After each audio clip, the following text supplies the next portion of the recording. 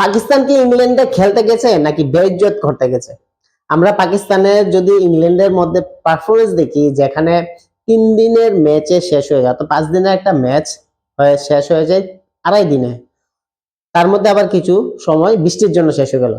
পাকিস্তান যে লেভেলে ক্রিকেট খেলে বর্তমানে দেখাচ্ছে, একটা সাধারণ ক্লাব ক্রিকেটের টিম পাকিস্তানকে কিন্তু যে কোনো ভাবে হারিয়ে দিতে পারবে।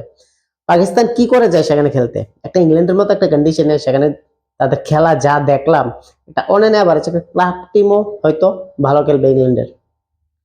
না ব্যাটিং চললো, না বোলিং চললো, না তাদের ফিল্ডিং, এবং প্লেয়ারদের যে মাইন্ডসেট বা যে রকম বডি ল্যাঙ্গুয়েজ আমরা দেখি, এটা আমরা আশা করি না পাকিস্তানের ক্রিকেট থেকে।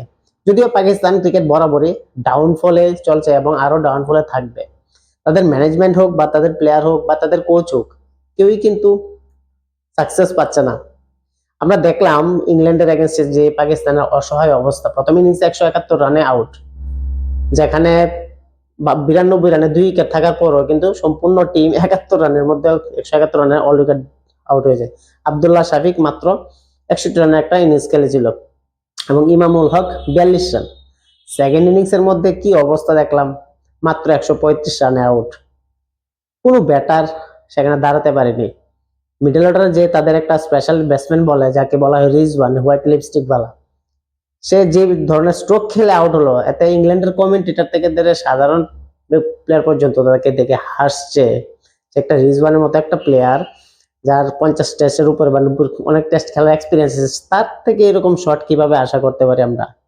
আমরা এরকম এর আগেও দেখছি, পাকিস্তান যখনই কোনো জায়গায় খেলতে যায়, তারা অ্যাকচুয়ালি খেলতে যায় না, তারা পরাজিত হতে যায়। স্ব ইচ্ছায় যেমন তারা হারতে ইচ্ছা করে, এরকম ভাবে তাদের খেলা দেখলে বোঝায়। যদিও তারা পাকিস্তান খেলতে যাওয়া কম, ঘুরতে এবং খেতে যাওয়ার টার্গেটটা হয়তো বেশি, আর সেই কারণে কিন্তু আমরা ইংল্যান্ডের মধ্যে বর্তমানে এমন অবস্থা দেখছি। ইংল্যান্ড বরাবরই 3-0 সিরিজ জিতবে, যেটা এর আগে স্টুয়ার্ট ব্রড ক্লিয়ারলি বলে দিয়েছে যে এই টিমের সঙ্গে যদি পাকিস্তান টিমের সঙ্গে যদি ইংল্যান্ড 3-0 সিরিজ জিততে না পারে, তাহলে এটা ইংল্যান্ডের জন্য ভুল হবে। আর এর থেকে কি আর বেটার এক্সাম্পল হবে? প্রথম ম্যাচ 5 দিনে শেষ হওয়ার পরিবর্তে 2.5 দিনে ম্যাচ শেষ, অর্থাৎ 2 দিন আমি ধরে নিতে পারি যদি বৃষ্টির অংশটা বাদ দেওয়া হয়। মানে একটা সাধারণ একটা ইন্টারন্যাশনাল স্ট্যান্ডার্ডের টিম এমন পারফরমেন্স করছে, যেটা সবাইকে মানে কি করব, হাস্যকর একটা টিম পরিণত হয়েছে বর্তমানে পাকিস্তান। পাকিস্তান বরাবরই ইন্টারন্যাশনাল ক্রিকেটে লাস্ট 34 বছর আগে কিন্তু ইংল্যান্ডের মাঠে জিততে পেরেছিল, এবং তাদের যদি সেনা কান্ট্রির মধ্যে যদি রেকর্ড দেখা হয়, শেষের 16 ম্যাচের মধ্যে 14টা ম্যাচে কিন্তু হেরেছে, 2টা ম্যাচ অন্যের ওভারে ড্র হয়েছে। তো সেই জায়গার মধ্যে তাদের যে পারফরমেন্স আমরা দেখছি, এতে খুবই খুবই খুবই খারাপ অবস্থা পাকিস্তানের। না বোলিং ইউনিট ভালো, না ব্যাটিং ইউনিট চলছে। তাছাড়া তারা আবার বলছে যে বাবর আজম আসলে নাকি ঠিক হয়ে যাবে।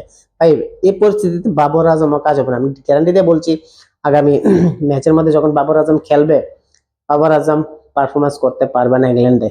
যে কন্ডিশনে বল সিম হয় এবং বাউন্স থাকে বা মুভমেন্ট বেশি হয়, সেই জায়গার মধ্যে বাবর আজমের ব্যাটসম্যান কাজ হবেই না। একদিকে ইন্ডিয়ান শুভমান গিলের সঙ্গে যদি আমি কম্পেয়ার করি, যে 754 রান করেছে ইংল্যান্ড টুরের মধ্যে লাস্ট যে ইয়ারে যখন টুর করেছিল, 754 রান ইংলিশ কন্ডিশনে, আর সেই জায়গার মধ্যে পাকিস্তানের টিম 2 বারে মিলে 400 রান করতে পারছে না। এর থেকে বোঝা যায় তাদের কি রকম কলাপস যে হচ্ছে। পাকিস্তান ক্রিকেট টিম বর্তমানে টেস্ট হোক বা ওডিআই হোক বা টি-20 হোক, একমাত্র সাস্টেন করছে ভারতের সঙ্গে খেলার জন্য। ভারতের সঙ্গে একটা ম্যাচ খেলবে, ওটাই তাদের একটা অর্জন আইসিসি ইভেন্টের মধ্যে। তাছাড়া যদি ওভারঅল তাদের পারফরমেন্স দেখি, বরাবরই খুব খারাপ হয়ে যায়, এবং পাকিস্তানি ফ্যান্সদের জন্য তো এর থেকে দুঃখের কি আছে? হারার পর হার, হারার পর হার, তো বেইজ্জতির পরে বেইজ্জতি কন্টিনিউ কিন্তু এটা চলছেই। আমরা পাকিস্তানের কিছু কতগুলি ইউটিউবার যদি দেখি, আমরা তাদের অবস্থা দেখলে এমনি কিন্তু বুঝে যায়। তাছাড়া তাদের যে প্রাক্তন ক্রিকেটাররা বা কমেন্টেটররা, তারাও কিন্তু এইসব দেখতে দেখতে একদম অভ্যস্ত হয়ে যাচ্ছে। নাই কোনো স্কিল, নাই কোনো ক্যালিবার, নাই কোনো সেই রকম সাহসী খেলার কোনো অ্যাবিলিটি, শুধু হার আর হার আর হার। পাকিস্তান বরাবরই তারপর যাবে সাউথ আফ্রিকার মধ্যে খেলতে, এবং সেখানেও কিন্তু আবার গো হারা হারবে, এটা বলে রাখলাম। সাউথ আফ্রিকান কন্ডিশনে আরো টাফ কন্ডিশন, সেখানে সুইংও থাকবে সঙ্গে, সিম মুভমেন্টের সঙ্গে। সেই জায়গার মধ্যে পাকিস্তান মনে হয় না এখানে জিততে পারবে একটা টেস্টও।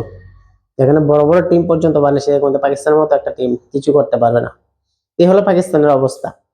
প্রথম ইনিংসে ইংল্যান্ড যে বিশাল একটা 409 রানের লিড নিয়েছিল বা রান করেছিল, সেই রানই তারা দুবার ব্যাট করতে শেষ করতে পারেনি এবং এক ইনিংস এবং 103 রানে হারলো। এর আগে যে হেডিংলিতে 55 রান এবং এক ইনিংসে হারলো এই পাকিস্তান 2018-তে, এবং গতকালকে আমরা যা দেখলাম যে 103 রান এবং আবার ইনিংসে হারলো। এই হচ্ছে পাকিস্তানের অবস্থা। পাকিস্তানের এগেনস্টে ইংল্যান্ডের বলাররা মানে একদম কি বলবো, একটা উৎসবের মাঝে যে বল করছে, যে বল করছে সেই উইকেট নিচ্ছে। অলি রবিনসন দুর্দান্ত, জফরা আর্চার, জস টাং, মানে কেউই কিন্তু বাদ দিচ্ছে না, যাকে বল দিচ্ছে সেই তার নিজের ক্ষমতা দেখাচ্ছে। অথচ এই ইংল্যান্ড টিমই কিন্তু অস্ট্রেলিয়ার মধ্যে এসে যখন খেলতে গিয়েছিল একদম ধুলিস্যাৎ করে দিয়েছিল অস্ট্রেলিয়া, 5-0 হেরে গোহারা হারিয়েছিল। আর সেই জায়গার মধ্যে সেই ইংল্যান্ড তাদের ঘরের মাঠে পাকিস্তানকে বর্তমানে এই অবস্থা করছে। ইন্ডিয়ার সঙ্গে যখন খেলছে টাফ কম্পিটিশন হয়েছে, কিন্তু পাকিস্তান ক্ষেত্রে এটা অন্যরকম। তাদের ব্যাটারদের অবস্থা দেখলে কি বলবো, প্লেয়ারদের বোলিং অবস্থা, বডি ল্যাঙ্গুয়েজ অবস্থা দেখলে কি বলবো। তারা খেলতে আসেনি এখানে, জাস্ট শুধু টাইম কাটাতে আসছে এবং ঘুরতে আসছে, খেতে আসছে। তাদের ফিল্ডার বা তাদের ক্যাপ্টেন সালমান আলী আগা, যে স্ট্যান্ডিং ক্যাপ্টেন বর্তমানে, তার রিয়াকশন দেখে পর্যন্ত কমিটিটার হাসছে। যখনই তার দিকে ক্যামেরা ঘোরাচ্ছে মাথার মধ্যে হাত দিয়ে রাখছে। এই হলো পাকিস্তানের অবস্থা। প্রেস কনফারেন্সে যখন প্রশ্ন করা হলো, না বলছে আমরা তো একটা খারাপ টিম না, ভালো খেলবো। কবে ভালো খেলবে, কবে, এটা জানতে চাই। ভিডিওটি ভালো লাগলে আপনাদের কি মনে হয় পাকিস্তান কি টেস্ট ক্রিকেটে উন্নত কিছু করতে পারবে? যদিও তাদের আইসিসি র্যাঙ্কিং দেখি বা ডাব্লিউটিসির পয়েন্টস টেবিল দেখি একদম নিচে, 2025-23-25 সার্কেলে কিন্তু নিচে ছিল, এবং 2026-27 সার্কেলে কিন্তু আবার নিচে, অর্থাৎ লাস্ট পয়েন্ট। এর থেকে ভালো খেলছে বাংলাদেশ, যে নাকি নতুন অস্ট্রেলিয়ার মধ্যে গেল এবং অস্ট্রেলিয়াকে কিন্তু ফাইট দিচ্ছে এবং 1-0 সিরিজে গিয়েছে। আজকে যা খেলা দেখলাম, খেলা কিন্তু মোটামুটি খুব ইন্টারেস্টিং পর্যায়ে চলে গেছে। তো সেই জায়গার মধ্যে বাংলাদেশের মতো একটা টিম যদি পাকিস্তানকে পাকিস্তানের ঘরের মাঠে হারাচ্ছে এবং অস্ট্রেলিয়াকে অস্ট্রেলিয়ার মাঠে হারাচ্ছে, সেই জায়গার মধ্যে পাকিস্তান কেন অন্যান্য দেশের এগেনস্টে পারছে না? ইংল্যান্ডের কন্ডিশনে তাদের খেলাটাই সেরা খেলাটা খেলতে পারছে না। তারা বলছে তাদের টিমের মধ্যে সেরকম পটেনশিয়াল আছে, কিন্তু তাহলে কোথায়? পটেনশিয়াল তো দেখা যাবে ভাই, যদি পারফরমেন্স করে তাহলে নাম্বার র্যাঙ্কিং শুধরাবে, কিন্তু সেই র্যাঙ্কিং এ থাক দূরের কথা, তারা ম্যাচই তো 5 দিন খেলতে পারছে না, অ্যাটলিস্ট ফাইটই করতে পারছে না। অপোজিশনকে যে ফাইট ব্যাকটা দেবে সেটা কিন্তু দেখা যাচ্ছে না। যেই কারণে আমরা র্যাঙ্কিং দেখলাম ডে বাই ডে নিচের দিকে যাচ্ছে, এবং পাকিস্তানের যে ওয়ার্ল্ড ডাব্লিউটিসি ফাইনাল খেলার যে সিনারিও, এটা কিন্তু আরো টাফ হয়ে যাচ্ছে। যেভাবে হারছে বা যেভাবে খেলা দেখাচ্ছে, মনে হয় না এমনি তো যাবে না ডাব্লিউটিসির ফাইনালে, আর কত বছর পরে যাবে এটাও কিন্তু সিওরিটি নেই। কিন্তু এরকম পারফরমেন্স থাকলে কিন্তু বরাবরই আগামী 5 বছর পর্যন্ত মনে করি যে পাকিস্তান ডাউনফল কন্টিনিউ চলতে থাকবে। বড় বড় ব্যাটার হোক বা তাদের যে প্রাইম ব্যাটার বাবর আজম নাকি সামনে মেসে আসলে অনেক সবকিছু ঠিক হয়ে যাবে। আর তারই জবাবে দিনেশ কার্তিক বললো যে বাবর আজম আসলেও এই টিমের মধ্যে কোনো কিছু হবে না, বাবর আজম বড় ম্যাচের প্লেয়ার না, এবং সে ইংল্যান্ড কন্ডিশনে কোনো কিছু করতে পারবে না। বাট নাসির হোসেন কিন্তু বাবর আজমকে ব্যাক করছে, বাবর আজম মতো ব্যাটার না থাকার কারণে এরকম অবস্থা। কিন্তু নেক্সট ম্যাচই প্রমাণ হয়ে যাবে বাবর আজম থাকলে কি আর না থাকলে কি। ইংল্যান্ড আবারও জিতবে নেক্সট ম্যাচ এবং পুরো সিরিজ 3-0 জিতবে।